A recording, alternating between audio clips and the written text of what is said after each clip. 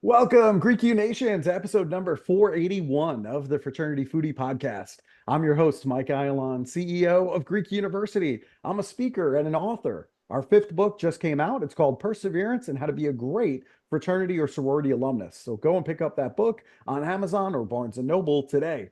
We call these episodes the Fraternity Foodie Podcast because there is nothing like great food to bring college students together. Fun fact, my daughter almost decided to go to the University of Alabama on a full ride scholarship, but she changed her mind and finally decided on Rice University. We had visions of her going through formal recruitment for a sorority at Alabama and the whole thing on TikTok. Now she's on a campus that has absolutely no Greek life. I am so sad, and she won't have the Greek experience that I had. But I know that every student has to make the best decision for themselves in terms of what that college experience looks like. We're super proud of her, and I know she's going to do great things in Houston this fall. Speaking of Roll Tide, let's get to our next guest. Shelby Hadden is an award-winning documentary filmmaker, producer, and a TEDx speaker with 8 years of experience creating compelling and impactful content for industry leaders such as Indeed, Apple, and TikTok. As a senior producer and director at Blue Suitcase Productions, Shelby produced and directed over 370 corporate videos, podcasts, social media campaigns, branded documentaries, and much more. Her role involved everything from brainstorming and collaborating with cross-functional teams and C-suite executives to managing budgets up to $530,000 and leading teams of over 30 freelancers, artists, and agencies. Beyond all of her accomplishments in film production, Shelby's a trailblazer in raising awareness for pelvic floor disorders, from publishing essays in BUST Magazine and Refinery29 to producing her award-winning short animated film. It's called Tightly Wound.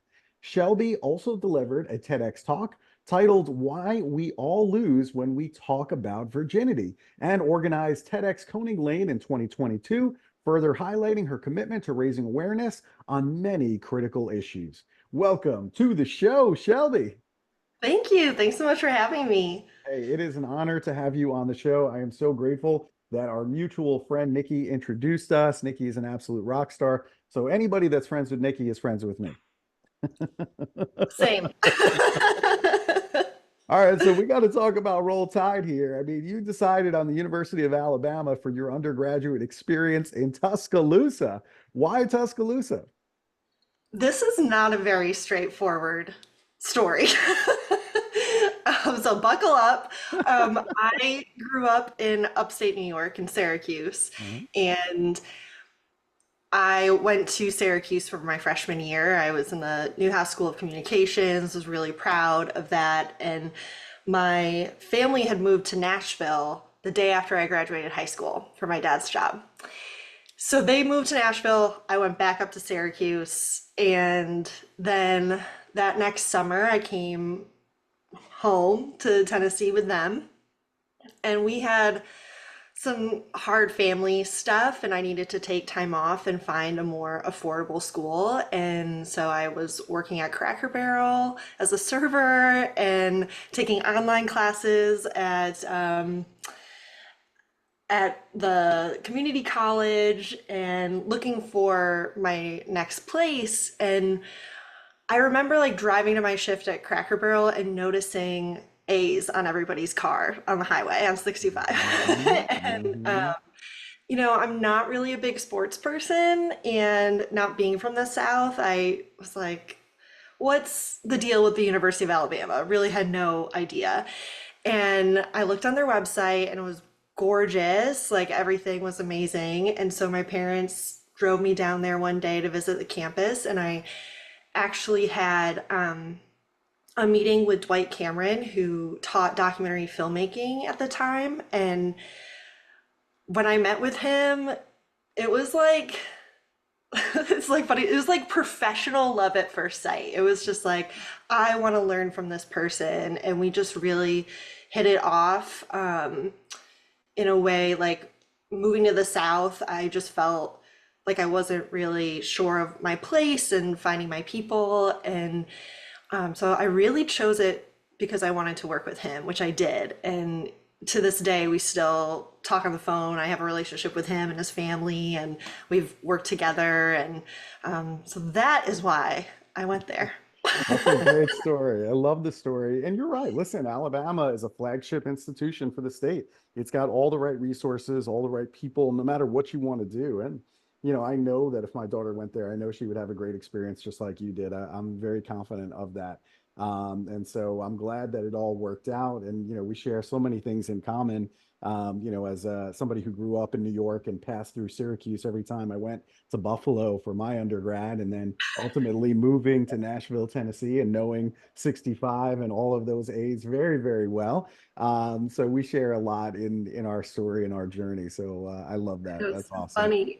Yeah, yeah. And so, you've also been a lecturer at UT Austin and Texas State on documentary production. Talk to our audience about what your favorite part of teaching these classes is over the years to undergraduate students. I love being in the college classroom. It is the best place to teach and learn and grow. And I love undergrads, like their energy and enthusiasm for life and creating. And I love the conversations that we have around storytelling and life and joy and passion and creativity and art. And we have some like really interesting conversations, and really interesting art comes out of those classes. I teach a range of different classes, not just documentary, but like Video 101 and Intro to Narrative Production, Producing. I'm going to be returning to both universities in the fall, so I'm really excited to do that. That's awesome. Yeah, one day I would love to be just a lecturer on a campus. I mean, I go all over the place now. I don't like to be tied down to one campus. Yeah, But totally. at some point when I can't travel as much and I get a little bit older, it would be great to be a professor on a campus. I think, yeah, I agree with you. Being in the classroom with college students, I don't think there's any place I want to be other than that. So I love It's it. amazing.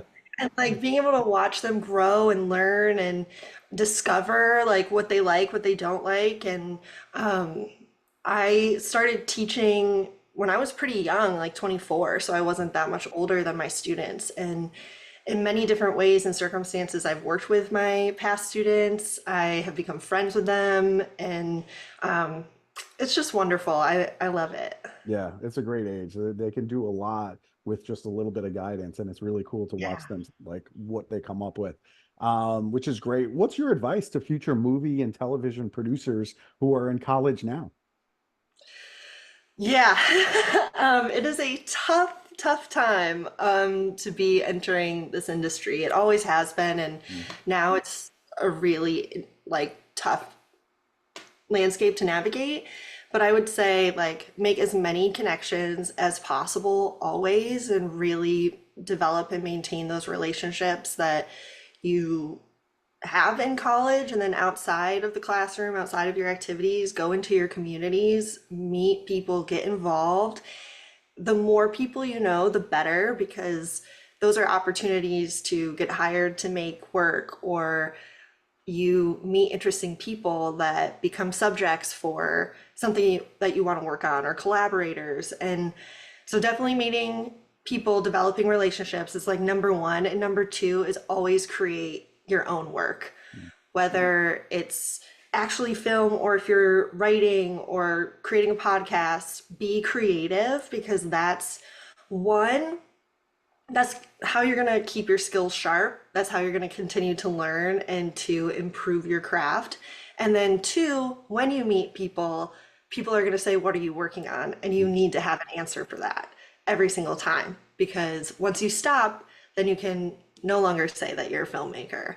And no matter what, though, like even if it's something small, even if it's something you're just putting on YouTube, like you're still a filmmaker, you're still a producer if you're making your own work. So those would be my two big pieces of advice. Great advice. I love it. I love it. Now, I know you're very passionate about educating on this topic, and one of your proudest achievements is producing this animated short. It's called Tightly Wound, which has garnered over 4 million views on YouTube, sparked some really important conversations about pelvic floor disorders. So tell our audience, what is pelvic floor disorder, and how has this animated short changed your life? Yes, so your pelvic floor is like the carriage and the muscles between your legs. So having everything to do with, urinating, defecating, sex, menstruating, having kids, all of that stuff. Mhm. And so there are lots of different conditions under the umbrella of pelvic floor disorders. I had a condition called vaginismus where the muscles in and around my vagina involuntarily contracted, so I couldn't use a tampon. OBGYN appointments were miserable, and I couldn't have penetrative sex. And it took a really long time to find treatment. I started going to OBGYNs when I was, I don't know, like 14 or so when I started my period. Mm. And I didn't find treatment until I was 21. Wow, it's a long time. And yeah, that was across many different states. And I had a lot of really terrible experiences with doctors and got really terrible advice. And when I finally found pelvic floor physical therapy, I love every pelvic floor physical therapist I met. I just love. They do really amazing work. And so I have been on this journey of like figuring out how my body worked and how to do the things that I wanted to do. But it was a really isolating experience. I felt like such a freak. I thought I was totally alone because everyone my age was like having sex and getting married and getting pregnant. I was like, I still can't use a tampon. And I was really embarrassed. And I thought that I couldn't be a sexual person. And so I made Tightly Wound because once I found physical therapy and like achieved my goals, it was like, okay, actually, 1 in 3 people with vaginas will have some sort of pelvic floor condition at some point in their lifetime. These are not unique experiences, but we're not very educated. Information is not as readily available. And so Tightly Wound is this 10-minute animated short. It's like an essay format based on my experience from teenage to mid 20 years. And it's been amazing. It's done such important work. It's gone to film festivals around the world. Condé Nast picked it up, and that's why it's on YouTube with so many views. And, like it's no accident that it was so successful. Like people needed that, and they still need that. I still hear from people all over the world that it's helped them find treatment, it's helped them feel less alone, it's given them something to show people in their lives like, hey, this is what I'm going through. And then they don't have to have those difficult conversations. Or at least they have like a resource for family, friends, people they want to be intimate with. So it's been really amazing. Like it was the film that I always needed. And so I'm glad that it exists for others.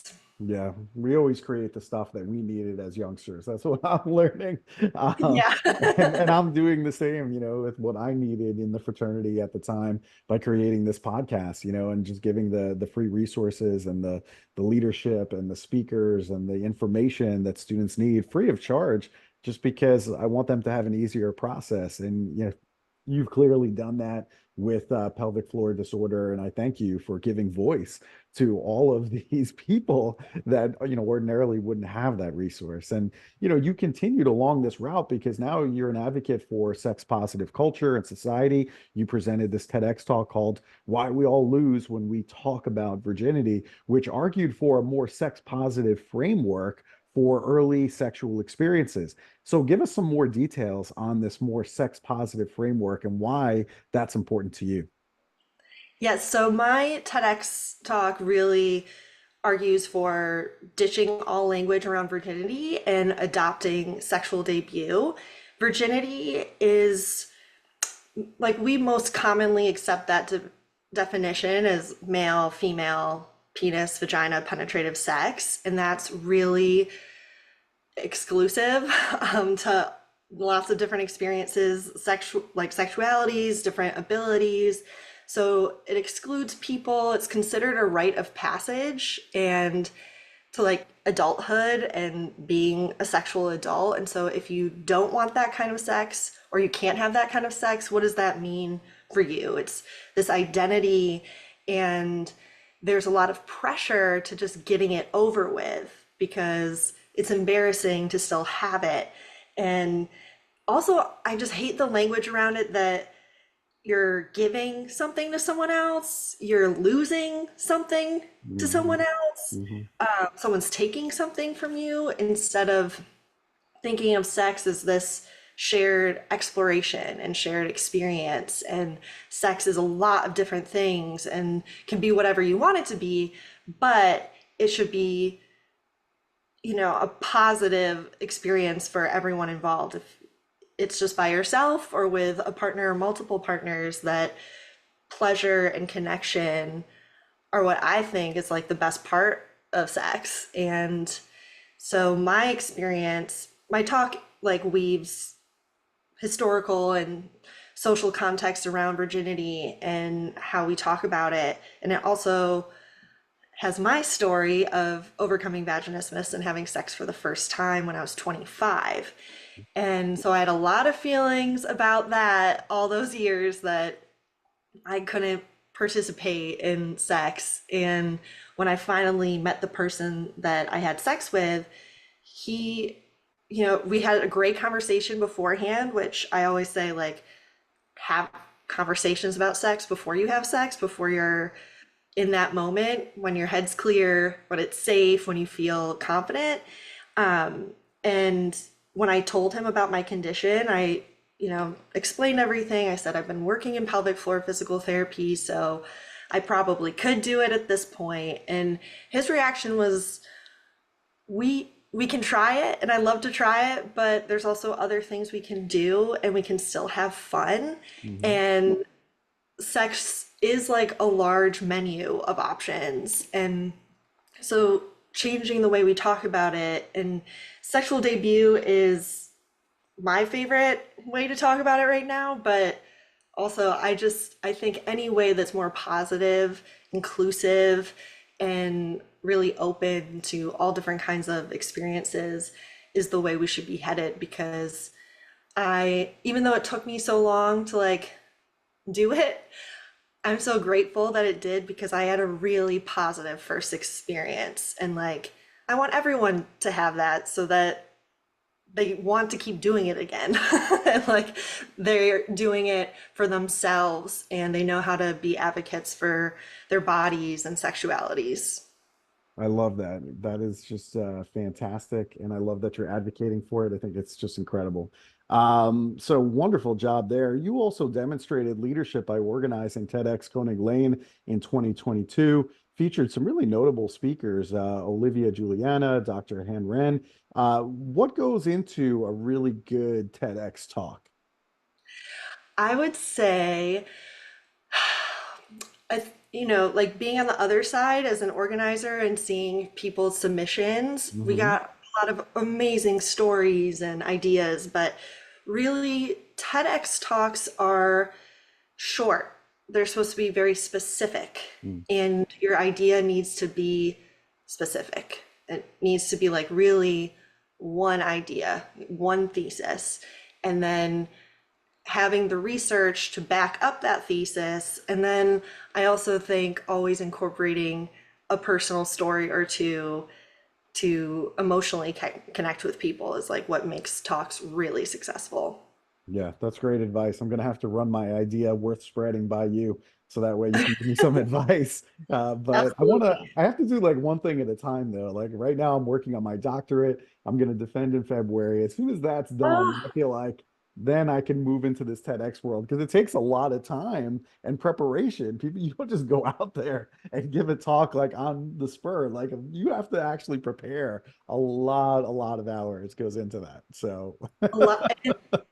From being a speaker and on the other side of it though, like Mm. you usually don't have that much time between getting accepted and delivering the talk. So like yes, it's a lot of work and a lot of time and Yeah. you have to be ready and I would love to talk with you when you start thinking about it and Oh yeah.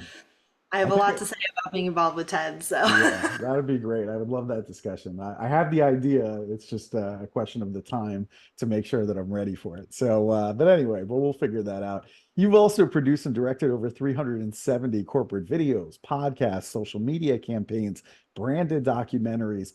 If you were advising a fraternity or sorority in college right now, and they wanted to attract more students on social media, what would you want them to focus on? yeah, that's a really good question. We are competing for views and time and attention spans Yeah, increasingly. right. There's really no formula for like what gets seen, what goes viral. Like there's just so many factors. So I would say if you're trying to recruit, like knowing your audience Hmm. and what you're hoping that they're going to learn or get from any piece of content that you put out there and speaking to that audience, I think like kind of with the TEDx thing, it's like you want to be really specific and targeted. And I always think that it's always better when content is authentic and speaks from the heart. And like, I mean, Mike, why are you so passionate about Greek life? I think it's the best leadership experience on a college campus when it's done right. And so that's why I'm so passionate about it. I think that certainly it's given me leadership skills and communication skills and motivation skills that I didn't have coming into college. It's also given me a huge network in order to build a big business. And so, like, I want to give that gift to other college students that also needed what I needed too, which is that confidence and that leadership.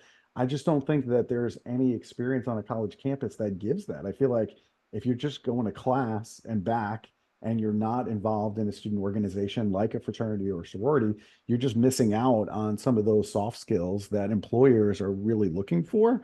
And if you can manage a business that's like a six-figure business while you're in college, I think that just speaks volumes and it just really prepares you better than anything else that's available. So I guess that's why I'm super passionate about it and I've seen the benefit of it. Not to say that there aren't problems, there are, and that's why I'm in the field to fix some of those issues. And I think there's problems with everything. I mean, name Every something that organization. doesn't, right, name an organization that doesn't have a problem. I mean, I dare you. Like you're not going to find it.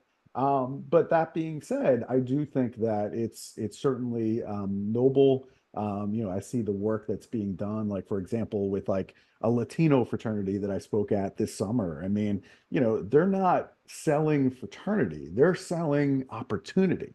Because when you look at, as an example, the graduation rates and retention rates for Latino students versus white students on a college campus, like there's a stark difference there in terms of retention and graduation rates. I mean, the Latino students are like 20% less. And so when you see that and you say, oh, wow, here's a solution, we can give you community, which is ultimately going to anchor you at the institution, and that's going to result in graduation, you're selling opportunity. And I just think there's something noble about that. So that's why I'm so passionate about fraternity and sorority life. Oh, that's beautiful. Thank you for sharing that with me. Yeah. Um, yeah, I think, I know that TikTok is full of like the dances and and all that's fun and that's great. Fun, enjoy, and being silly is wonderful. But I always think like if you're making content, like finding good stories and speaking to like the points that you made, that it's opportunity, it's community, it's connection, it's setting yourself up for success. Like those are amazing points to sell. And there are so many great stories that y'all could find Yeah. to highlight those. Yeah, I think you're onto something there. It's really telling those stories. And I think if you tell those stories, then people are going to hook in and they're going to be like, yeah, I'm connected to this. But it starts with some vulnerability, right? It starts with transparency and honesty. And so I think all of those things, people can feel that when you're up on stage as a speaker. And I think the same thing is true for social media. I think, people can see if you're sincere and you really believe in this. And I think through this conversation, you see that I really believe in fraternity and sorority. It's not just an act. Absolutely. And even like with my pelvic floor work, Mhm. I always felt like my pelvic floor pushed people away because every guy I'd ever dated, they ended up rejecting me when I told them about my situation. And then telling the world and putting myself out there and being vulnerable and sharing it with others brought so many people closer to me and the right people closer Right. to me. Mhm. So, like what you were saying, it's just like when you're passionate about something, when you care about something and you share it, everything's going to be pulled towards you. 100%. The right people are going to be pulled towards you. I Yes. think that's absolutely fantastic. Now, I have to ask you, what is your favorite show that you're watching right now? Because I'm looking for some new recommendations, whether it be Netflix or you pick your streaming service. But I want to know what you're watching. Okay. So I start all my classes asking, what have you watched since you've last come to class? Yeah. And my rule is that there are no guilty pleasures, only pleasures and no judgment. So, um, I have been leaning into my comfort like shows this summer. The Mindy Project and Mhm. Younger, I've been just rewatching on a loop. They're so wonderful, Yeah. great, funny, really awesome writing. Did you watch the America's Sweetheart DCC documentary? I did not. I guess I need to. You need to. And you know what okay, so something you said earlier made me think about a conversation I had with people I worked with about the Dallas Cowboy cheerleaders and like watching the documentary, and there are all these problems, right? These women are incredible dancers and athletes and work themselves to the bone and like destroy their bodies, and they're getting paid $20 an hour. Mm. Like, there are a lot of problems, and the coaches, you get one uniform, and if your body changes, that's your uniform. You don't get a new uniform to change to your body. So there are issues there, but like all these men I was talking about it with, they're like, it's so terrible. Why would anybody want that? How could that be anyone's dream? And I'm like, every organization is going to have its problems. Like Mhm. organizations are based on people, and people are not perfect. And but like the community and the love and the joy and the passion that these women share, like, I mean, why wouldn't you want to be part of that? Um, I fully believe that they should be compensated fairly, but I hopefully that's going to be an impact of this show. But it's also just a wonderful show. Um, it's so well done. Did you watch Cheer by any chance? I did not. Oh, I would also recommend that one, but same director, and it's Yeah. just like production value is just off the charts, incredible. Storytelling's I love it. fabulous. So, I yeah. love it. All right, so now I have like four shows that I need to add to my watch list. All right, well, this is good. This has been productive. Now, my weakness is really good food. Okay, that's what I like. And something tells me that you like good food too. So you're absolutely in a wonderful city for it too. Austin has some incredible, incredible restaurants. So the next time that I'm speaking in Austin, where should I go for a great meal? Have you been to Austin before? I have. It's wonderful. Okay, okay. Well, in that case, I would say my two kind of favorites right now are Loro, Hmm. um, which is like an Asian fusion, Uh-huh. and then Aba, which is Mediterranean. Hmm. And I mean, I've been to Greece, and I was like, this food is really good. And I grew up like with a Greek family across the street, and so like I grew up with Greek food my whole life and authentic Greek food, and I'm like, Yeah. this restaurant is probably the best Mediterranean restaurant I've ever been to. That's fantastic. Well, you hit two of my favorite types of cuisine, so that sounds really Oh, good. Asian good. fusion and Mediterranean. I'm down every single time. We'll get along just fine. Say, well, let me know when, when you come and we'll make a reservation. All right, make some reservations because that sounds absolutely incredible. I'll join you for both. So this has been a lot of fun. So if our student listeners, if they want to bring you in to speak on their college campus, where should they go in order to connect with you? Yes, ShelbyHadden.com is a great place to start. They can email me through there or LinkedIn, and I'm pretty easy to find there too. That sounds good. Shelby Hadden. So that's Hadden. And listen, I'm just super proud of all the work that you've been doing. The TEDx talks, the shorts. I mean, you are just such a wonderful creative mind, and you're really passionate about these topics, and it shows. So I applaud you for being out there, being vulnerable, and being brave. And clearly, it's worked out really well for you. So congratulations on all the success. And I'm sure I'm going to be seeing you on stages around the country. Thank you. I hope so. Absolutely. All right. Well, listen, this has been great to our listeners. If you enjoyed this talk with Shelby, I want you to like it. I want you to share it with other college students that also need to hear her message. And we hope you've enjoyed this episode. We'll see you on the next episode of the Fraternity Foodie Podcast. Thanks so much. Bye for now.